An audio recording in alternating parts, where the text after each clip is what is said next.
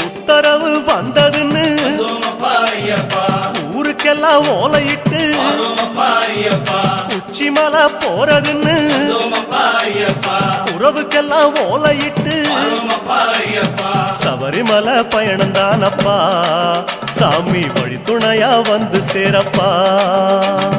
சபரிமலை பயணம் தானப்பா சாமி வழித்துணையா வந்து சேரப்பா மூத்த குரு முடியங்கட்ட